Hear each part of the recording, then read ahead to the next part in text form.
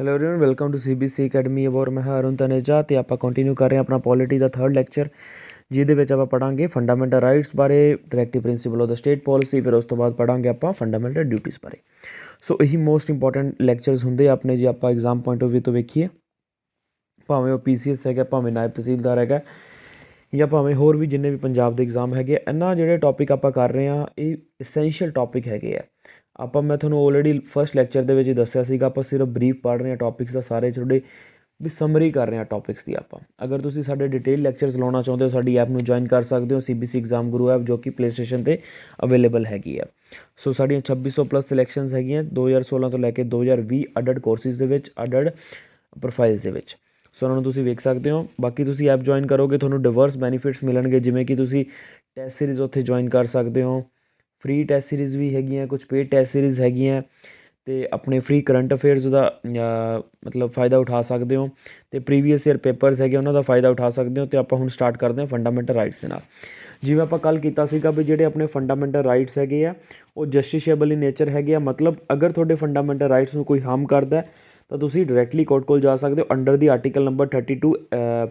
ਜੇ ਆਪਾਂ supreme court ਦੀ ਗੱਲ ਕਰੀਏ ਤਾਂ ਅਗਰ 226 ਆਰਟੀਕਲ, ਜੇ ਆਪਾਂ ਹਾਈ ਕੋਰਟ ਦੀ ਗੱਲ ਕਰੀਏ, ਸੋ ਇਹਨਾਂ ਆਰਟੀਕਲ ਦੇ ਅੰਡਰ ਤੁਸੀਂ ਡਾਇਰੈਕਟਲੀ ਸੁਪਰੀਮ ਕੋਰਟ ਕੋਲ ਜਾਂ ਹਾਈ ਕੋਰਟ ਕੋਲ ਜਾ ਸਕਦੇ ਹੋ ਅਗਰ ਤੁਹਾਡੇ ਫੰਡਾਮੈਂਟਲ ਰਾਈਟਸ ਬ੍ਰੀਚ ਕੀਤੇ ਜਾ ਰਹੇ ਆ, ਮਤਲਬ ਹਾਰਮ ਕੀਤੇ ਜਾ ਰਹੇ ਆ। ਬਹੁਤ ਹੀ ਇੰਪੋਰਟੈਂਟ ਪੁਆਇੰਟ ਹੈਗਾ। ਅਤੇ ਜਿਵੇਂ ਆਪਾਂ ਕੱਲ੍ਹ ਪੜ੍ਹਿਆ ਸੀਗੇ ਵੀ ਆਪਣੇ ਸੰਵਿਧਾਨ ਦੇ ਵਿੱਚ 7 ਤਰ੍ਹਾਂ ਦੇ ਫੰਡਾਮੈਂਟਲ ਰਾਈਟਸ ਮੈਂਸ਼ਨ ਕੀਤੇ ਹੋਏ ਸੀਗੇ, ਪਰ ਆਪਾਂ ਰਾਈਟ ਟੂ ਪ੍ਰੋਪਰਟੀ ਆਪਣਾ ਜਿਹੜਾ ਆਪਣੇ ਜਿਹੜੇ ਸੰਵਿਧਾਨ ਦੇ ਵਿੱਚੋਂ ਖਤਮ ਕਰ ਦਿੱਤਾ ਗਿਆ ਸੀਗਾ। ਹੁਣ ਰਾਈਟ ਟੂ ਪ੍ਰੋਪਰਟੀ ਇੱਕ ਲੀਗਲ ਰਾਈਟ ਹੈਗਾ, ਜਿਹੜਾ ਕਿ ਆਰਟੀਕਲ ਨੰਬਰ 300A ਦੇ ਅੰਡਰ ਆਉਂਦਾ। ਹੁਣ ਆਪਾਂ ਨੂੰ ਕੱਲ੍ਹ ਨੂੰ ਕੁਐਸਚਨ ਪੁੱਛਿਆ ਜਾ ਸਕਦਾ ਵੀ ਜਿਹੜਾ ਰਾਈਟ ਟੂ ਪ੍ਰੋਪਰਟੀ ਹੈਗਾ ਕਿਹੜੀ ਅਮੈਂਡਮੈਂਟ ਦੇ ਅੰਡਰ ਡਿਲੀਟ ਕੀਤਾ ਗਿਆ। ਸੋ ਅਗਰ ਇਹ ਕਿਸੇ ਨੂੰ ਨਹੀਂ ਪਤਾ ਤਾਂ ਲਾਸਟ ਲੈਕਚਰ ਜਾ ਕੇ ਜ਼ਰੂਰ ਵੇਖੋ, ਆਪਾਂ ਬਹੁਤ ਹੀ ਡਿਟੇਲ ਵੇ ਦੇ ਵਿੱਚ ਇਹ ਚੀਜ਼ਾਂ ਸਟੱਡੀ ਕੀਤੀਆਂ ਹੋਈਆਂ, ਸੋ ਉਹਨਾਂ ਨੂੰ ਜਾ ਕੇ ਸੁਣੋ ਤੁਸੀਂ।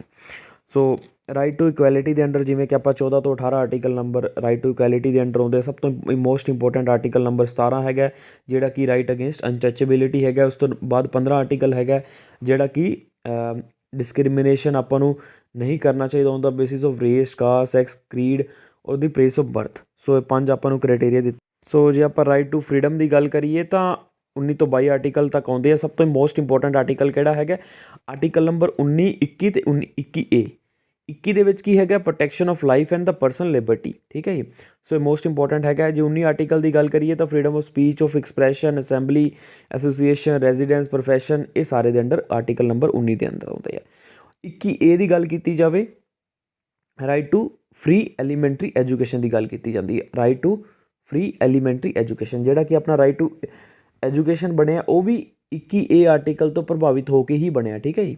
21A ਤੋਂ ਬਹੁਤ ਇੰਪੋਰਟੈਂਟ ਹੈਗਾ, ਜਿਹੜਾ ਕਿ ਰਾਈਟ ਟੂ ਐਲੀਮੈਂਟਰੀ ਐਜੂਕੇਸ਼ਨ ਹੈ। ਉਸ ਤੋਂ ਬਾਅਦ 23 ਅਤੇ 24 ਆਰਟੀਕਲ ਤਾਂ ਐਕਸਟ੍ਰੀਮਲੀ ਇੰਪੋਰਟੈਂਟ ਆਰਟੀਕਲ ਹੈਗੇ ਆ। ਜਿਵੇਂ ਕਿ 23 ਆਰਟੀਕਲ ਦੇ ਅੰਡਰ ਕੀ ਹੈਗਾ? Prohibition of the trafficking in human beings and the forced labour. So ਜਿਹੜੀ ਟਰੈਫਿਕਿੰਗ ਨਹੀਂ ਕਰਨੀ ਚਾਹੀਦੀ ਹਿਊਮਨ ਬੀਇੰਗ ਦੇ ਵਿੱਚ, ਜਾਂ ਮਤਲਬ ਕਹਿ ਸਕਦੇ ਹਾਂ ਵੀ ਜਿਹੜੀ ਵੇਚਾ ਖਰੀਦ ਹੁੰਦੀ ਹੈ ਹਿਊਮਨਸ ਦੀ, ਉਹ ਨਹੀਂ ਹੋਣੀ ਚਾਹੀਦੀ ਆਰਟੀਕਲ ਨੰਬਰ 23 ਦੇ ਅਕੋਰਡਿੰਗ। ਜਾਂ ਪ੍ਰੋਸਟੀਟਿਊਸ਼ਨ ਪ੍ਰੈਕਟਿਸ ਨਹੀਂ ਕੀਤਾ ਜਾਣਾ, ਆਰਟੀਕਲ ਨੰਬਰ 23 ਦੇ ਅਕੋਰਡਿੰਗ ਇਸ ਚੀਜ਼ ਨੂੰ ਪ੍ਰੋਹਿਬਿਟ ਕੀਤਾ ਗਿਆ। ਆਰਟੀਕਲ ਨੰਬਰ 24 ਕੀ ਕਹਿੰਦਾ ਵੀ ਜਿਹੜੀ ਚਾਈਲਡ ਲੇਬਰ ਹੈਗੀ ਹੈ ਉਸ ਚੀਜ਼ ਨੂੰ ਬੈਨ ਕੀਤਾ ਜਾਵੇ ਜਾਂ ਖ਼ਤਮ ਕੀਤਾ ਜਾਵੇ। ਜੇ ਅਗਰ ਚਾਈਲਡ ਲੇਬਰ ਕਿਤੇ ਪ੍ਰੈਕਟਿਸ ਹੋ ਰਹੀ ਹੈ ਤਾਂ ਇੱਕ ਪਨਿਸ਼ੇਬਲ ਅਫੈਂਸ ਹੈਗਾ, ਬਹੁਤ ਇੰਪੋਰਟੈਂਟ ਹੈਗਾ। ਸੋ ਇਸ ਚੀਜ਼ ਨੂੰ ਤੁਸੀਂ ਧਿਆਨ ਦੇ ਵਿੱਚ ਰੱਖਣਾ। ਸੋ ਆਪਾਂ ਨੈਕਸਟ 'ਤੇ ਮੂਵ ਕਰਦੇ ਹਾਂ। ਹੁਣ ਤੱਕ ਆਪਾਂ ਜਿੰਨਾ ਪੜ੍ਹਿਆ ਸੀ ਉਹ ਰਿਵੀਜ਼ਨ ਲੈਕਚਰ ਸੀਗਾ ਫੰਡਾਮੈਂਟਲ ਰਾਈਟਸ ਦੇ ਰਿਗਾਰਡਿੰਗ। ਅਤੇ ਹੁਣ ਆਪਾਂ ਅੱਗੇ ਪੜ੍ਹਦੇ ਹਾਂ right to freedom of religion. So ਇਹ ਬਹੁਤ ਹੀ ਇੰਪੋਰਟੈਂਟ ਹੈਗਾ। ਆਰਟੀਕਲ ਨੰਬਰ 25 ਸਪੈਸੀਫਿਕਲੀ ਬਹੁਤ ਹੀ ਜ਼ਿਆਦਾ ਇੰਪੋਰਟੈਂਟ ਹੈਗਾ। ਬਾਕੀ ਤੁਸੀਂ 25 ਆਰਟੀਕਲ ਅਤੇ 28 ਆਰਟੀਕਲ ਸਭ ਤੋਂ ਮੋਸਟ ਇੰਪੋਰਟੈਂਟ ਆਰਟੀਕਲ ਹੈਗੇ ਆ। 25 ਆਰਟੀਕਲ ਕੀ ਕਹਿੰਦਾ? Freedom of conscience, free profession and the practice and prorogation of religion. ਤੁਸੀਂ ਕੋਈ ਵੀ ਰਿਲੀਜਨ ਪ੍ਰੈਕਟਿਸ ਕਰ ਸਕਦੇ ਹੋ, ਪ੍ਰੋਫੈਸ ਕਰ ਸਕਦੇ ਹੋ ਅਤੇ ਪ੍ਰੋਪਾਗੇਟ ਕਰ ਸਕਦੇ ਹੋ, ਮਤਲਬ ਫੈਲਾ ਸਕਦੇ ਹੋ। ਆਰਟੀਕਲ ਨੰਬਰ 25 ਦੇ ਅਕੋਰਡਿੰਗ ਇਹ ਚੀਜ਼ ਦੱਸੀ ਜਾਂਦੀ ਹੁੰਦੀ ਹੈ। ਆਰਟੀਕਲ ਨੰਬਰ 26 ਕੀ ਕਹਿੰਦਾ? Freedom to manage religious affairs. Religious affairs ਕੀ ਹੁੰਦਾ? ਵੀ ਇੱਕ ਪਰਟੀਕੁਲਰ ਰਿਲੀਜੀਅਸ ਔਰਗਨਾਈਜੇਸ਼ਨ ਬਣ ਜਾਂਦੀ, ਜਿਵੇਂ ਕਿਸੇ ਵੀ ਮਤਲਬ ਅੱਜ ਕੱਲ੍ਹ ਜਿਵੇਂ ਹੁਣ ਆਪਣੇ ਚੈਰੀਟੇਬਲ ਟਰਸਟ ਹੋ ਜਾਂਦਾ ਜਾਂ ਕੋਈ ਮੰਦਰ ਹੋ ਜਾਂਦਾ, ਉਹਦਾ ਚੈਰੀਟੇਬਲ ਟਰਸਟ ਹੋ ਜਾਂਦਾ। ਜਾਂ ਕਿਵੇਂ ਕਹਿ ਸਕਦੇ ਹਾਂ ਆਪਣੇ ਪੰਜਾਬ ਦੇ ਵਿੱਚ SGPC ਹੈਗੀ ਹੈ, ਉਹ ਵੀ ਆਰਟੀਕਲ ਨੰਬਰ 26 ਦੇ ਅਕੋਰਡਿੰਗ ਬਣੀ ਹੋਈ ਹੈ। ਮਤਲਬ ਆਪਣੇ ਜਿਹੜੇ ਮਤਲਬ ਆਪਣੇ ਸਿੱਖ ਧਰਮ ਹੈਗਾ ਜਾਂ ਹਿੰਦੂ ਧਰਮ ਹੈਗਾ, ਉਹਨਾਂ ਨੂੰ ਆਪਣੇ ਜਿਹੜੇ ਰਿਲੀਜੀਅਸ ਅਫੇਅਰਸ ਦਾ ਮੈਨੇਜ ਕਰਨ ਦਾ ਜਿਹੜਾ ਰਾਈਟ ਦਿੱਤਾ ਗਿਆ। ਵੀ ਹਾਂ ਤੁਸੀਂ ਇੱਕ ਕਮੇਟੀ ਬਣਾ ਸਕਦੇ ਹੋ, ਇੱਕ ਆਪਦੀ ਕੀ ਗੱਲ ਸੰਸਥਾ ਬਣਾ ਸਕਦੇ ਹੋ। ਇਹ ਆਰਟੀਕਲ ਨੰਬਰ 26 ਦੇ ਅਕੋਰਡਿੰਗ ਜਿੰਨੀਆਂ ਵੀ ਸੰਸਥਾ ਬਣਾਈਆਂ ਜਾਂਦੀਆਂ, ਜਿੰਨੀਆਂ ਵੀ ਸੰਸਥਾਵਾਂ ਬਣਾਈਆਂ ਜਾਂਦੀਆਂ ਹੁਣ ਆਰਟੀਕਲ ਨੰਬਰ 26 ਦੇ ਅਕੋਰਡਿੰਗ ਬਣਾਈਆਂ ਜਾਂਦੀਆਂ, ਠੀਕ ਹੈ ਜੀ। ਅਤੇ ਜਿਵੇਂ ਹੁਣ ਆਪਣੀ SGPC ਬਣੀ ਹੋਈ ਹੈ, ਉਹ ਵੀ ਆਰਟੀਕਲ ਨੰਬਰ 26 ਦੇ ਅਕੋਰਡਿੰਗ ਬਣੀ ਹੋਈ ਹੈ। ਸੋ ਆਰਟੀਕਲ ਨੰਬਰ 27 ਕੀ ਹੈਗਾ ਵੀ ਕਿਸੇ ਵੀ ਰਿਲੀਜਨ ਨੂੰ, ਪਰਟੀਕੂਲਰ ਰਿਲੀਜਨ ਨੂੰ ਪ੍ਰਮੋਟ ਕਰਨ ਵਾਸਤੇ ਕਦੀ ਵੀ ਟੈਕਸਿਸ ਨਹੀਂ ਲਏ ਜਾਣਗੇ, ਟੈਕਸਿਸ ਦਾ ਇਸਤੇਮਾਲ ਨਹੀਂ ਕੀਤਾ ਜਾਊਗਾ, ਠੀਕ ਹੈ ਜੀ। ਨੈਕਸਟ ਹੈਗਾ freedom from attending religious instruction the worship in the certain education institution. ਜਿਵੇਂ ਕਿਸੇ ਧਰਮ ਦੇ ਐਜੂਕੇਸ਼ਨ ਇੰਸਟੀਟਿਊਸ਼ਨ ਹੁੰਦੇ ਆ, ਉਹਨਾਂ ਦੀ ਵਰਤੋਂ ਕਰਨਾ, ਉਹਨਾਂ ਦੇ ਵਿੱਚ ਰਿਲੀਜੀਅਸ ਇੰਸਟਰਕਸ਼ਨ ਪ੍ਰੋਵਾਈਡ ਕਰਨਾ, ਇਹਦੇ ਰਿਗਾਰਡਿੰਗ ਤੁਹਾਡੇ ਕੀ ਰਾਈਟਸ ਹੈਗੇ ਆ। ਸੋ ਆਰਟੀਕਲ ਨੰਬਰ 28 ਉਹਦੇ ਨਾਲ ਡੀਲ ਕਰਦਾ ਹੈ। ਜਿਵੇਂ ਤੁਹਾਨੂੰ ਆਲਰੇਡੀ ਵੀ ਦੱਸਿਆ, ਅਗਰ ਤੁਸੀਂ ਇਹਨਾਂ ਚੀਜ਼ਾਂ ਦੀ ਡੈਪਥ ਪੜ੍ਹਨਾ ਚਾਹੁੰਦੇ ਹੋ ਵੀ ਹਾਂ ਵੀ ਫੰਡਿਡ ਹੋਣਾ ਚਾਹੀਦਾ, ਏਡਿਡ ਹੋਣਾ ਚਾਹੀਦਾ, ਉਹ ਸਾਰੀਆਂ ਚੀਜ਼ਾਂ ਆਪਾਂ ਜਦੋਂ ਸਾਡੇ ਤੁਸੀਂ ਪੇਡ ਕੋਰਸਿਸ ਜੁਆਇਨ ਕਰੋਗੇ ਤੁਹਾਨੂੰ ਉੱਥੇ ਵੇਖਣ ਨੂੰ ਮਿਲ ਜੂਗੀ। ਸੋ ਨੈਕਸਟ ਹੈਗਾ cultural and the educational right, ਜਿਹੜਾ ਕਿ 29 ਆਰਟੀਕਲ ਹੈਗਾ, ਬਹੁਤ ਇੰਪੋਰਟੈਂਟ ਹੈਗਾ। Protection of the language, script and the culture of minorities. So ਜਿਹੜਾ ਮਾਈਨੋਰਿਟੀ ਦੀ ਲੈਂਗੁਏਜ ਹੁੰਦੀ ਹੈ, ਸਕ੍ਰਿਪਟ ਹੁੰਦੀ ਹੈ ਜਾਂ ਕਲਚਰ ਹੁੰਦਾ, ਉਹਨੂੰ ਪ੍ਰੋਟੈਕਟ ਕਰਨ ਦਾ ਜਿਹੜਾ ਆਰਟੀਕਲ ਹੈਗਾ ਉਹ ਆਰਟੀਕਲ ਨੰਬਰ 29 ਹੈਗਾ। ਸੋ ਨੈਕਸਟ ਹੈਗਾ right to minority to establish and administer educational institutions. ਬਹੁਤ ਹੀ ਇੰਪੋਰਟੈਂਟ ਹੈਗਾ ਵੀ ਮਾਈਨੋਰਿਟੀਜ਼ ਨੂੰ ਰਾਈਟ ਹੈਗਾ ਵੀ ਉਹ ਆਪਣੇ ਜਿਹੜੇ ਐਜੂਕੇਸ਼ਨ ਇੰਸਟੀਟਿਊਸ਼ਨ ਐਸਟੈਬਲਿਸ਼ ਕਰ ਸਕਦੀ ਹੈ, ਉਹਨਾਂ ਨੂੰ ਮੈਨੇਜ ਕਰ ਸਕਦੀ ਹੈ, ਉਹਨਾਂ ਨੂੰ ਐਡਮਿਨਿਸਟਰੇਟ ਕਰ ਸਕਦੀ ਹੈ। ਬਹੁਤ ਇੰਪੋਰਟੈਂਟ ਹੈਗਾ। ਉਸ ਤੋਂ ਬਾਅਦ ਹੈਗਾ ਰਾਈਟ ਟੂ ਕੌਨਸਟੀਟਿਊਸ਼ਨ ਰੈਮੇਡੀਜ਼। ਹੁਣ ਇਹ ਤੁਹਾਨੂੰ ਸਮਝਾਉਣਾ ਬਹੁਤ ਜ਼ਰੂਰੀ ਹੋ ਚੁੱਕਿਆ ਵੀ ਕੌਨਸਟੀਟਿਊਸ਼ਨ ਰੈਮੇਡੀਜ਼ ਹੁੰਦੀਆਂ ਕੀ ਹੈ। ਸਪੋਜ਼ ਕਰ ਲਓ ਤੁਹਾਡੇ ਜਿਹੜੇ ਫੰਡਾਮੈਂਟਲ ਰਾਈਟਸ ਹੈਗੇ ਉਹ ਬਰੀਚ ਹੋ ਜਾਂਦੇ ਆ, ਮਤਲਬ ਉਹ ਹਾਰਮ ਹੋ ਜਾਂਦੇ ਆ। ਹੁਣ ਉਹਦੇ ਉੱਤੇ ਆਰਟੀਕਲ ਨੰਬਰ 32 ਦੇ ਅਕੋਰਡਿੰਗ ਤੁਸੀਂ ਸੁਪਰੀਮ ਕੋਰਟ ਕੋਲ ਜਾ ਸਕਦੇ ਹੋ। ਜਿਹੜੀਆਂ ਇਹ ਕੌਨਸਟੀਟਿਊਸ਼ਨ ਰੈਮੇਡੀਜ਼ ਦਿੱਤੀਆਂ ਹੋਈਆਂ ਉੱਥੇ ਤੁਸੀਂ ਇੰਪਲੀਮੈਂਟ ਕਰਵਾ ਸਕਦੇ ਹੋ। ਰਿਟ, ਜਿਹਨੂੰ ਆਪਾਂ ਕਹਿ ਦਿੰਦੇ ਸਿੰਪਲ ਭਾਸ਼ਾ ਦੇ ਵਿੱਚ ਰਿਟ ਲਵਾ ਸਕਦੇ ਹੋ। ਰਿਟ ਕਿਹੜੇ ਆਰਟੀਕਲ ਦੇ ਅੰਡਰ ਲਾਈ ਜਾਂਦੀ ਹੈ ਤਾਂ ਆਪਣਾ ਆਨਸਰ ਆ ਜਾਊਗਾ ਰਿਟ ਆਰਟੀਕਲ ਨੰਬਰ 32 ਦੇ ਅਕੋਰਡਿੰਗ ਲਾਈ ਜਾਂਦੀ ਹੈ। ਅਤੇ ਆਪਣੇ ਸੰਵਿਧਾਨ ਦੇ ਵਿੱਚ 5 ਤਰ੍ਹਾਂ ਦੀਆਂ ਰਿਟਸ ਮੈਂਸ਼ਨ ਕੀਤੀਆਂ ਹੋਈਆਂ। ਕਿਹੜੀਆਂ ਰਿਟਸ ਆਪਣੇ ਸੰਵਿਧਾਨ ਦੇ ਵਿੱਚ ਮੈਂਸ਼ਨ ਕੀਤੀਆਂ ਹੋਈਆਂ? ਹੇਬੀਅਸ ਕਾਰਪਸ, ਮੈਂਡਾਮਸ, ਪ੍ਰੋਹਿਬਿਸ਼ਨ, ਸੈਰਸ਼ਰੀ, ਕਿਓ ਵਾਰੰਟੋ। ਇਹ ਸਾਰੀਆਂ ਦੀ ਸਾਰੀਆਂ ਆਪਣੀਆਂ ਰਿਟਸ ਮੈਂਸ਼ਨ ਕੀਤੀਆਂ। ਹੇਬੀਅਸ ਕਾਰਪਸ ਦਾ ਮਤਲਬ ਕੀ ਹੁੰਦਾ? To have a body of, ਮਤਲਬ ਅਗਰ ਤੁਹਾਨੂੰ ਕੋਈ ਅਨਲੌਫੁਲੀ ਡਿਟੇਨ ਕਰ ਲੈਂਦਾ ਤਾਂ ਸੁਪਰੀਮ ਕੋਰਟ ਦੇ ਜੱਜ ਕਹਿੰਦੇ ਆ ਵੀ ਹਾਂ ਉਸ ਬੰਦੇ ਨੂੰ ਪ੍ਰੈਜ਼ੈਂਟ ਕਰੋ, ਮੇਰੇ ਸਾਹਮਣੇ ਲੈ ਕੇ ਆਓ। ਮੈਂਡਾਮਸ ਕੀ ਹੁੰਦਾ? ਵੀ ਹਾਂ ਵੀ ਤੁਸੀਂ ਕੰਮ ਜਲਦੀ ਕਰੋ, ਕਿਉਂਕਿ ਜਿਹੜੀ ਇਹ ਕਿਉਂ ਲਾਈ ਜਾਂਦੀ ਹੁੰਦੀ ਹੈ, ਜਿਹੜੀਆਂ ਅਥੋਰਿਟੀਜ਼ ਹੁੰਦੀਆਂ ਉਹ ਕੰਮ ਪ੍ਰੋਪਰਲੀ ਨਹੀਂ ਕਰ ਰਹੀਆਂ ਹੁੰਦੀਆਂ, ਉਸ ਚੀਜ਼ ਨੂੰ ਪਰਸ਼ੂ ਕਰਨ ਵਾਸਤੇ, ਉਸ ਚੀਜ਼ ਨੂੰ ਅੱਗੇ ਟ੍ਰਿਗਰ ਕਰਨ ਵਾਸਤੇ ਇਹ ਚੀਜ਼ ਲਾਈ ਜਾਂਦੀ ਹੁੰਦੀ ਹੈ। ਸਪੋਜ਼ ਕਰੋ ਤੁਸੀਂ ਕਿਤੇ ਕੰਮ ਕਰਾਉਣਾ ਚਾਹੁੰਦੇ ਹੋ ਪਰ ਜਿਹੜੀਆਂ ਅਥੋਰਿਟੀਜ਼ ਹੈਗੀਆਂ ਉਹ ਕੰਮ ਨਹੀਂ ਪ੍ਰੋਪਰਲੀ ਕਰ ਰਹੀਆਂ, ਤੁਸੀਂ ਮੈਂਡਾਮਸ ਰਿਟ ਯੂਜ਼ ਕਰ ਸਕਦੇ ਹੋ ਉੱਥੇ, ਠੀਕ ਹੈ ਜੀ। ਪ੍ਰੋਹਿਬਿਸ਼ਨ ਹੁੰਦੀ ਹੈ ਰੋਕਣਾ, ਕੋਈ ਵੀ ਜਿਹੜੀ ਜੂਰਿਸਡਿਕਸ਼ਨ ਹੈ ਨਹੀਂ ਗੀ। ਸਪੋਜ਼ ਕਰੋ ਹਾਈ ਕੋਰਟ ਇਹੋ ਜਿਹਾ ਕੰਮ ਕਰ ਰਿਹਾ ਜੋ ਉਹਦੀ ਜੂਰਿਸਡਿਕਸ਼ਨ ਦੇ ਵਿੱਚ ਹੈ ਨਹੀਂ, ਜੋ ਉਹਦੇ ਰਾਈਟਸ ਦੇ ਵਿੱਚ ਹੈ ਨਹੀਂ ਗਾ, ਤਾਂ ਸੁਪਰੀਮ ਕੋਰਟ ਕੀ ਕਰੂਗਾ? ਪ੍ਰੋਹਿਬਿਟ ਕਰ ਦੂਗਾ, ਪ੍ਰੋਹਿਬਿਸ਼ਨ ਦੀ ਰਿਟ ਲਾ ਦੂਗਾ ਉਹਦੇ 'ਤੇ, ਠੀਕ ਹੈ ਜੀ। ਸੈਰਸ਼ਰੀ ਕੀ ਹੁੰਦਾ? ਇਹ ਕੀ ਹੁੰਦੀ ਹੈ? ਰੋਕਿਆ ਵੀ ਜਾਂਦਾ ਹੁੰਦਾ ਅਤੇ ਜਿਹੜਾ ਉਹਦੇ ਕੋਲੋਂ ਇਸ਼ੂ ਹੈਗਾ ਆਪਣੇ ਕੋਲ ਲੈ ਲੂਗੀ ਸੁਪਰੀਮ ਕੋਰਟ। ਸਪੋਜ਼ ਕਰ ਲਓ ਸੁਪਰੀਮ ਕੋਰਟ ਨੂੰ ਪਤਾ ਲੱਗ ਗਿਆ ਵੀ ਹਾਂ ਜਿਹੜਾ ਹਾਈ ਕੋਰਟ ਦੇ ਵਿੱਚ ਇਸ਼ੂ ਚੱਲ ਰਿਹਾ ਉਹਦੀ ਜੂਰਿਸਡਿਕਸ਼ਨ ਦੇ ਵਿੱਚ ਹੈ ਨਹੀਂ, ਜਾਂ ਉਹਨੂੰ ਹਾਈ ਕੋਰਟ ਸਹੀ ਤਰੀਕੇ ਦੇ ਨਾਲ ਡੀਲ ਨਹੀਂ ਕਰ ਰਿਹਾ, ਤਾਂ ਸੁਪਰੀਮ ਕੋਰਟ ਕੀ ਕਰੂਗਾ? ਉਹ ਸਾਰੇ ਦਾ ਸਾਰਾ ਜਿਹੜਾ ਕੰਮ ਹੈਗਾ ਆਪਣੇ ਕੋਲ ਲੈ ਲੂਗਾ। ਇਸ ਚੀਜ਼ ਨੂੰ ਕਿਹਾ ਜਾਂਦਾ ਹੈ ਸਰਸ਼ਰੀ। ਸਰਸ਼ਰੀ ਰਿਟ ਕਦੋਂ ਲਾਈ ਜਾਂਦੀ ਹੁੰਦੀ ਹੈ? ਜਦੋਂ ਜਿਹੜੇ ਥੱਲੇ ਵਾਲੇ ਕੋਰਟ ਦੀ ਜਾਂ ਥੱਲੇ ਵਾਲੇ ਜਿਹੜੇ ਐਡਮਿਨਿਸਟ੍ਰੇਸ਼ਨ ਹੈਗੇ ਆ ਉਹਦੀ ਜੂਰਿਸਡਿਕਸ਼ਨ ਹੈ ਨਹੀਂ ਗੀ, ਜਾਂ ਉਹ ਕੰਮ ਢੰਗ ਦੇ ਨਾਲ ਨਹੀਂ ਕਰ ਰਿਹਾ, ਜਾਂ ਸੁਪਰੀਮ ਕੋਰਟ ਜਾਂ ਅਪਰ ਕੋਰਟ ਜਿੰਨੇ ਵੀ ਹੈਗੇ ਉਹ ਆਪਣੇ ਕੋਲ ਕੰਮ ਲੈਣਾ ਚਾਹੁੰਦੇ ਆ, ਤਾਂ ਉਦੋਂ ਸਰਸ਼ਰੀ ਰਿਟ ਦਾ ਇਸਤੇਮਾਲ ਕੀਤਾ ਜਾਂਦਾ ਹੁੰਦਾ। ਨੈਕਸਟ ਹੈਗੀ ਹੈ ਕਿਓ ਵਾਰੰਟੋ। ਕਿਓ ਵਾਰੰਟੋ ਦਾ ਮਤਲਬ ਕੀ ਹੁੰਦਾ? ਵਟ ਅਥੋਰਿਟੀ ਡੂ ਯੂ ਹੈਵ। ਵਾਰੰਟੋ ਦਾ ਮਤਲਬ ਕੀ ਹੁੰਦਾ? ਕੀ ਅਥੋਰਿਟੀ ਹੈਗੀ ਹੈ। ਜਦੋਂ ਤੁਸੀਂ ਕਿਸੇ ਪੋਜੀਸ਼ਨ 'ਤੇ ਬੈਠੇ ਹੋ, ਹਾਂ ਵੀ ਤੁਹਾਨੂੰ ਪੁੱਛਿਆ ਜਾ ਸਕਦਾ ਵੀ ਤੁਹਾਡੀ ਕੀ ਅਥੋਰਿਟੀ ਹੈ, ਤੁਸੀਂ ਇਹ ਰੂਲਿੰਗ ਪਾਸ ਕਰ ਰਹੇ ਹੋ ਜਾਂ ਤੁਸੀਂ ਕੋਈ ਡਿਸੀਜ਼ਨ ਲੈ ਰਹੇ ਹੋ। ਸੋ ਉੱਥੇ ਲੱਗ ਜਾਂਦੀ ਹੈ ਆਪਣੀ quo warranto. What authority do you have. Literal ਆਪਾਂ ਨੂੰ ਇਹੀ ਮੀਨਿੰਗ ਪੁੱਛੇ ਜਾਣੇ ਐਗਜ਼ਾਮ ਦੇ ਵਿੱਚ ਵੀ ਕਿਓ ਵਾਰੰਟੋ ਦਾ ਮਤਲਬ ਕੀ ਹੁੰਦਾ? ਕਿਓ ਵਾਰੰਟੋ ਦਾ ਮਤਲਬ ਹੁੰਦਾ ਵਟ ਅਥੋਰਿਟੀ ਯੂ ਹੈਵ, ਠੀਕ ਹੈ ਜੀ। ਸੋ ਇਹ ਸਾਰੀਆਂ ਚੀਜ਼ਾਂ ਆਪਾਂ ਬਹੁਤ ਹੀ ਬਰੀਫ ਦੇ ਵਿੱਚ ਤੁਹਾਨੂੰ ਸਮਝਾਉਣ ਦੀ ਕੋਸ਼ਿਸ਼ ਕਰ ਰਹੇ ਹਾਂ, ਕਿਉਂਕਿ ਮੈਂ ਤੁਹਾਨੂੰ ਆਲਰੇਡੀ ਸਮਝਾ ਚੁੱਕਿਆ ਵੀ ਇੱਕ ਤਰ੍ਹਾਂ ਦੀ ਸਮਰੀ ਪੜ੍ਹ ਰਹੇ ਹਾਂ ਆਪਾਂ। ਸੋ ਡਿਟੇਲ ਅਗਰ ਪੜ੍ਹਨੀ ਹੈ ਤੁਸੀਂ ਸਾਡੇ ਪੇਡ ਕੋਰਸਿਸ ਜੁਆਇਨ ਕਰ ਸਕਦੇ ਹੋ, ਜੋ ਕਿ CBSE ਐਗਜ਼ਾਮ ਗੁਰੂ ਐਪ 'ਤੇ ਅਵੇਲੇਬਲ ਹੈਗੇ ਆ। ਤਾਂ ਉੱਥੇ ਆਪਾਂ ਬਹੁਤ ਹੀ ਡਿਟੇਲ ਵੇ ਦੇ ਵਿੱਚ ਕੀਤੀ ਹੋਈ ਹੈ ਇਹ ਚੀਜ਼, ਵੀ ਆਪਾਂ ਤੁਹਾਨੂੰ ਇੱਕ ਚੀਜ਼ ਸਮਝਾਈ ਹੋਈ ਹੈ ਉੱਥੇ ਵੀ ਹਾਂ ਹਾਈ ਕੋਰਟ ਕਿਸ ਢੰਗ ਦੇ ਨਾਲ ਰਿਟ ਮਤਲਬ ਯੂਜ਼ ਕਰ ਸਕਦਾ ਹੈ, ਸੁਪਰੀਮ ਕੋਰਟ ਕਿਸ ਢੰਗ ਦੇ ਨਾਲ ਰਿਟ ਯੂਜ਼ ਕਰ ਸਕਦਾ। ਤੁਸੀਂ ਉੱਥੇ ਈਜ਼ੀਲੀ ਆਪਣੇ ਜਿਹੜੇ ਕੋਰਸਿਸ ਆ ਤੁਸੀਂ ਜੁਆਇਨ ਕਰ ਸਕਦੇ ਹੋ। ਸੋ ਹੁਣ ਆਪਾਂ ਅੱਗੇ ਮੂਵ ਕਰਦੇ ਹਾਂ। ਸੋ ਨੈਕਸਟ ਹੈਗਾ summary of directive principle of the state policy. So ਜਿਵੇਂ ਕਿ ਆਪਾਂ ਪਹਿਲਾਂ ਫੰਡਾਮੈਂਟਲ ਰਾਈਟਸ ਪੜ੍ਹੇ ਆ, ਤੁਹਾਨੂੰ ਪਤਾ ਹੋਣਾ ਚਾਹੀਦਾ ਜੇ ਤੁਸੀਂ ਸਾਡੇ ਪੇਡ ਕੋਰਸਿਸ ਜੁਆਇਨ ਕਰੋਗੇ ਉਹਦੇ ਵਿੱਚ ਆਪਾਂ ਫੰਡਾਮੈਂਟਲ ਰਾਈਟਸ ਲਗਭਗ 7 ਤੋਂ 8 ਲੈਕਚਰਸ ਦੇ ਵਿੱਚ ਕਵਰ ਕੀਤੇ ਹੋਏ ਆ। ਸੋ ਹੋਪਫੁਲੀ ਤੁਹਾਨੂੰ ਸਮਝ ਲੱਗ ਰਿਹਾ ਹੋਊਗਾ ਵੀ ਆਪਾਂ ਕਿਸ ਡੈਪਥ ਤੱਕ ਗਏ ਆ ਫੰਡਾਮੈਂਟਲ ਰਾਈਟਸ 'ਤੇ, ਠੀਕ ਹੈ ਜੀ। ਸੋ ਹੁਣ ਤਾਂ ਆਪਾਂ ਜਿਵੇਂ ਜਲਦੀ ਆਪਾਂ ਕੋਸ਼ਿਸ਼ ਕਰ ਰਹੇ ਹਾਂ ਕਿਉਂਕਿ ਐਗਜ਼ਾਮ ਵੀ ਨਜ਼ਦੀਕ ਆ ਰਿਹਾ ਹੈ, ਤਾਂ ਆਪਾਂ ਪੂਰੀ ਪੋਲਿਟੀ ਵੀ ਕਰਨੀ ਹੈ, ਫਿਰ ਉਸ ਤੋਂ ਬਾਅਦ ਆਪਾਂ ਹਿਸਟਰੀ ਦੇ ਵੀ 500 ਕੁਐਸਚਨਸ ਦਾ ਜਿਹੜਾ ਆਪਾਂ ਲੈ ਕੇ ਆ ਰਹੇ ਹਾਂ। ਸੋ ਸਾਇੰਸ ਵੀ ਆਪਾਂ ਕਰਾਂਗੇ। ਸੋ ਆਪਣਾ ਕੋਸ਼ਿਸ਼ ਹੈਗੀ ਆ ਵੀ ਸਾਰੇ ਸਬਜੈਕਟ ਆਪਾਂ ਸਮ ਅਪ ਕਰ ਦਈਏ ਜਲਦੀ ਤੋਂ ਜਲਦੀ। ਸੋ ਰਿਵੀਜ਼ਨ ਬੈਚ ਹੈਗਾ, ਜਿਵੇਂ ਤੁਹਾਨੂੰ ਪਤਾ ਹੀ ਹੋਊਗਾ। The directive principle of the state policy are enumerated in the part 4th of the constitution from the article number 36 to 51।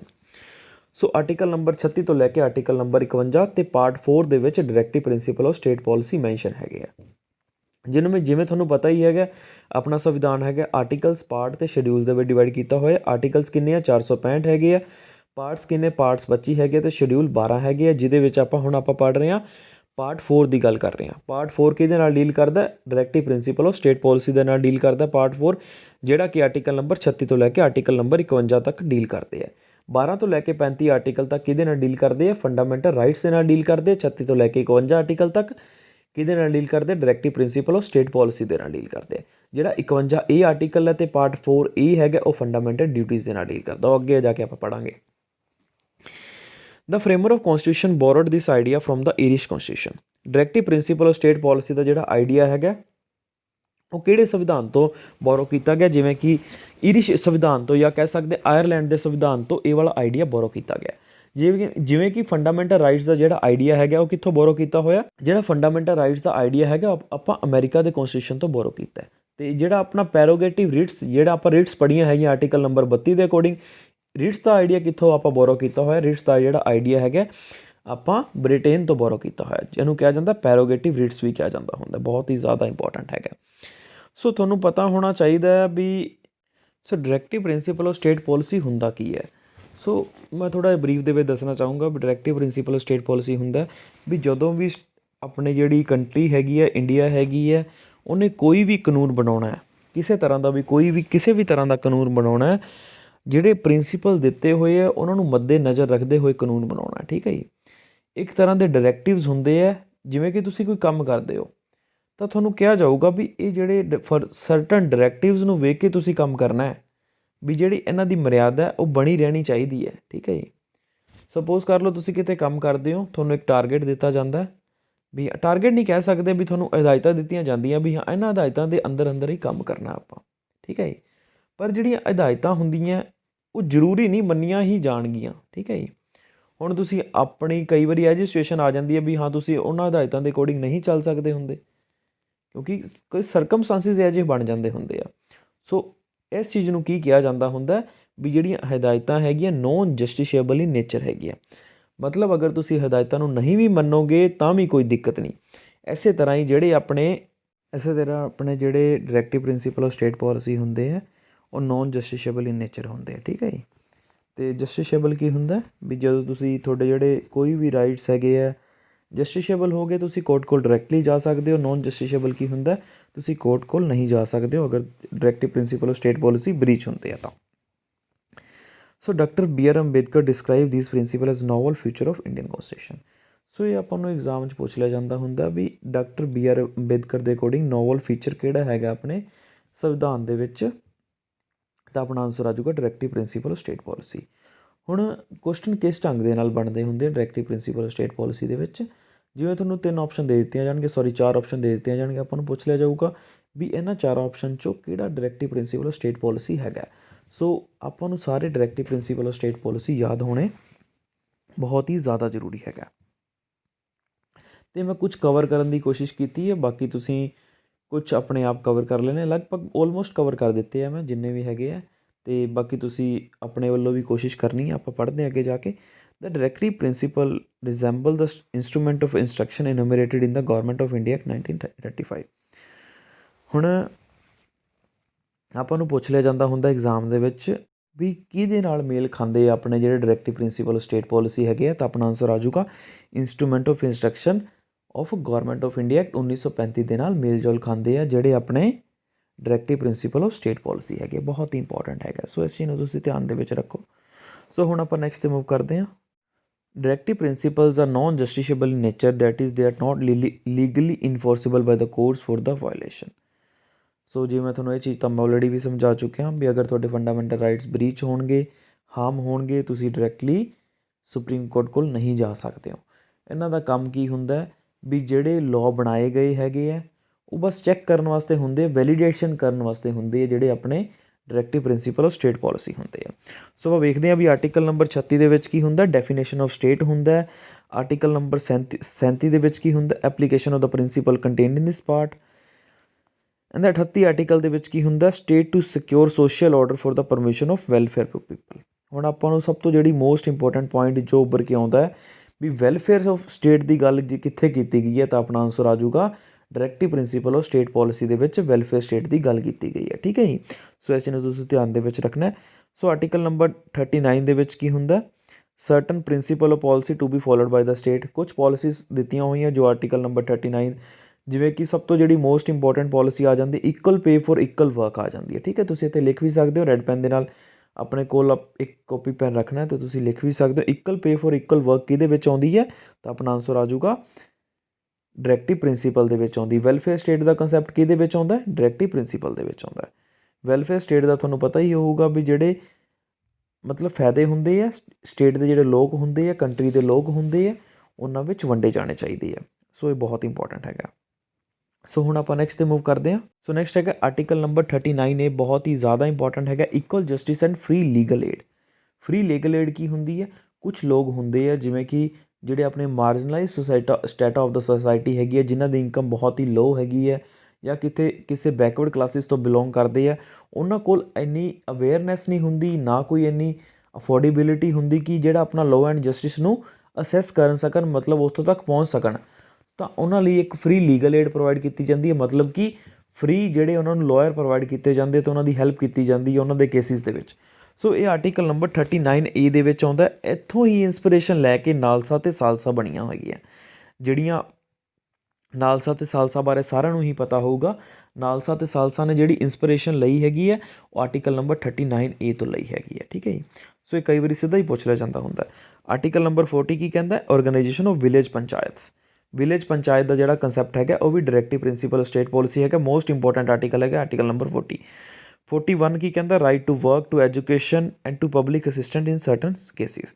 Article number 42 ਕੀ ਕਹਿੰਦਾ, provision for just and human condition of work and the maternity ਰੀਲੀਫ।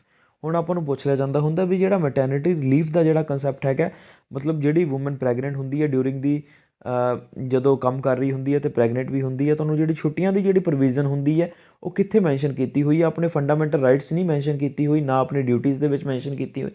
ਇਹ ਸਿਰਫ ਜਿਹੜੀ maternity relief ਵਾਲੀ ਗੱਲ ਹੈਗੀ ਹੈ ਸਿਰਫ directive principle of state policy ਦੇ ਵਿੱਚ ਮੈਂਸ਼ਨ ਕੀਤੀ ਹੋਈ ਹੈ। ਨੈਕਸਟ ਹੈਗਾ living wages etcetera for the workers. 43 ਇਹ ਆਰਟੀਕਲ ਹੈਗਾ participation of workers in the management of industries, ਬਹੁਤ ਹੀ ਇੰਪੋਰਟੈਂਟ ਹੈ। 43 ਬਹੁਤ ਹੀ ਜ਼ਿਆਦਾ ਇੰਪੋਰਟੈਂਟ ਹੈ, 43A-B ਬਹੁਤ ਇੰਪੋਰਟੈਂਟ ਹੈ ਦੋਨੇ ਹੀ। ਜਿਹੜੀਆਂ ਆਪਣੇ ਕੋਆਪਰੇਟਿਵ ਸੁਸਾਇਟੀ ਦਾ ਜਿਹੜਾ ਜਾਂ ਕੋਆਪਰੇਟਿਵ ਸੁਸਾਇਟੀ ਕਦੋਂ ਬਣਦੀਆਂ ਹੈਗੀਆਂ ਤਾਂ ਇਹ ਵੀ ਆਰਟੀਕਲ ਨੰਬਰ 43B ਦੇ ਵਿੱਚ ਦਿੱਤਾ ਹੋਇਆ। ਨੈਕਸਟ ਆਰਟੀਕਲ ਨੰਬਰ 44 ਜਿਹੜਾ ਕਿ ਯੂਨੀਫਾਰਮ ਸਿਵਲ ਕੋਡ ਦੇ ਨਾਲ ਡੀਲ ਕਰਦਾ ਹੈ, ਉਹ ਵੀ directive principle of state policy ਦੇ ਵਿੱਚੋਂ ਹੈਗਾ। ਨੈਕਸਟ ਹੈਗਾ 45 ਆਰਟੀਕਲ, ਐਕਸਟ੍ਰੀਮਲੀ ਇੰਪੋਰਟੈਂਟ ਆਰਟੀਕਲ ਹੈਗਾ, provisions for the early childhood care and the education to children below the age of 6 year. ਜਿਹੜੀ ਫੰਡਾਮੈਂਟਲ ਮਤਲਬ ਕਹਿ ਸਕਦੇ directive principle of state policy ਦੇ ਵਿੱਚ ਗੱਲ ਕੀਤੀ ਗਈ ਹੈ, ਬਿਲੋ 6 ਈਅਰ ਦੀ ਗੱਲ ਕੀਤੀ ਗਈ ਹੈ ਵੀ ਹਾਂ ਸਟੇਟ ਦੀ ਜ਼ਿੰਮੇਵਾਰੀ ਹੈਗੀ ਹੈ ਵੀ ਹਾਂ ਚਾਈਲਡ ਦਾ ਧਿਆਨ ਰੱਖੇ ਬਿਲੋ 6 ਈਅਰ। ਉਸ ਤੋਂ ਬਾਅਦ ਜਿਹੜਾ 6 ਤੋਂ ਲੈ ਕੇ 14 ਸਾਲ ਹੈਗਾ ਉਹ ਇੱਕ ਉਹਨਾਂ ਦਾ ਫੰਡਾਮੈਂਟਲ ਰਾਈਟ ਹੈਗਾ ਅਤੇ ਫੰਡਾਮੈਂਟਲ ਡਿਊਟੀ ਹੈਗੀ ਹੈ। ਠੀਕ ਹੈ ਜੀ। ਸੋ ਇਹ ਆਰਟੀਕਲ ਇਹ 86ਵੀਂ ਅਮੈਂਡਮੈਂਟ 2002 ਦੇ ਅਕੋਰਡਿੰਗ ਇਹ ਚੀਜ਼ ਐਡ ਕੀਤੀ ਗਈ ਸੀ। 45 ਆਰਟੀਕਲ ਜਿਹੜੀ ਏਜ ਦੇ ਜਿਹੜੀ ਚੇਂਜ ਕੀਤੀ ਗਈ ਸੀ, ਪਹਿਲਾਂ 14 ਹੀ ਹੁੰਦੀ ਸੀਗੀ ਇੱਥੇ। ਠੀਕ ਹੈ ਜੀ, ਹੁਣ ਇਹਨਾਂ ਨੇ 6 ਸਾਲ ਕਰਤੀ ਹੈ। ਸੋ 46 ਆਰਟੀਕਲ ਹੈਗਾ ਵੀ ਸ਼ਡਿਊਲਡ ਕਲਾਸਿਸ, ਸ਼ਡਿਊਲਡ ਟਰਾਈਬਸ ਅਤੇ ਅਦਰ ਜਿਹੜੇ ਵੀਕਰ ਸੈਕਸ਼ਨ ਹੈਗੇ ਉਹਨਾਂ ਦੀ ਪ੍ਰੋਟੈਕਸ਼ਨ ਕਰਨਾ। 47 ਇੰਨਾ ਜ਼ਿਆਦਾ ਇੰਪੋਰਟੈਂਟ ਹੈ ਨਹੀਂਗਾ, ਤੁਸੀਂ ਪੜ੍ਹ ਵੀ ਸਕਦੇ ਹੋ। Duty of the state to raise the level of nutrition and the standard of living and to improve the public health. Next ਹੈਗਾ 48 ਤਾਂ ਉਹਦੇ ਵਿੱਚ ਆ ਜਾਂਦਾ organisation of agriculture and the animal husbandry. So ਬਹੁਤ ਇੰਪੋਰਟੈਂਟ ਹੈਗਾ 48A ਵੀ ਬਹੁਤ important ਹੈਗਾ। 48 ਐਕਸਟ੍ਰੀਮਲੀ ਇੰਪੋਰਟੈਂਟ ਹੈਗਾ, ਜਿਹਦੇ ਵਿੱਚ ਇਨਵਾਇਰਮੈਂਟ ਪ੍ਰੋਟੈਕਸ਼ਨ ਦੀ ਗੱਲ ਕੀਤੀ ਗਈ ਹੈ, protection and the improvement of the environment and the safeguarding of forest and the wildlife. 48 ਬਹੁਤ ਇੰਪੋਰਟੈਂਟ ਹੈ। ਨੈਕਸਟ ਆ ਜਾਂਦਾ 49 protection of the monument and the places and the object of the national importance. Next ਹੈਗਾ 50 separation of the judiciary from the executive, ਬਹੁਤ ਹੀ ਜ਼ਿਆਦਾ important ਹੈਗਾ, extremely important article ਹੈਗਾ 50 ਆਰਟੀਕਲ। 51 ਹੈਗਾ promotion of the international piece and the security, ਬਹੁਤ important ਹੈਗਾ। ਸੋ 50 article extremely important ਹੈਗਾ, ਤੁਸੀਂ ਇਹਨੂੰ ਰੈਡ ਪੈਨ ਦੇ ਨਾਲ ਮਾਰਕ ਕਰ ਸਕਦੇ ਹੋ। ਸੋ ਅੱਜ ਲਈ ਆਪਾਂ ਇੰਨਾ ਹੀ ਕਰਾਂਗੇ। Thank you so much for watching this lecture, ਅਤੇ ਆਪਣੇ ਰਿਵਿਊਜ਼ ਜ਼ਰੂਰ ਦਿੰਦੇ ਰਹੋ। ਮੇਰੀ ਇੰਸਟਾਗ੍ਰਾਮ ਆਈਡੀ ਆਪਾਂ ਲਾਸਟ ਲੈਕਚਰ ਦੇ ਵਿੱਚ ਤੁਹਾਨੂੰ ਦੱਸੀ ਸੀਗੀ ARNTANEJ07, ਅਤੇ ਤੁਸੀਂ ਮੈਨੂੰ ਰਿਵਿਊਜ਼ ਦੇ ਸਕਦੇ ਹੋ, ਸਰ ਨੂੰ ਮੈਸੇਜ ਕਰ ਸਕਦੇ ਹੋ, ਜਿਵੇਂ ਵੀ ਤੁਹਾਨੂੰ ਕਨਵੀਨੀਅੰਟ ਲੱਗਦਾ। ਅਤੇ thank you so much for watching this lecture. ਅਤੇ ਲਾਸਟ ਲੈਕਚਰ ਤੁਸੀਂ ਵੇਖ ਸਕਦੇ ਹੋ, ਉਹਦੀ ਪਲੇਲਿਸਟ ਤੁਹਾਨੂੰ ਡਿਸਕ੍ਰਿਪਸ਼ਨ ਬਾਕਸ ਦੇ ਵਿੱਚ ਮਿਲ ਜੂਗੀ। Thank you so much.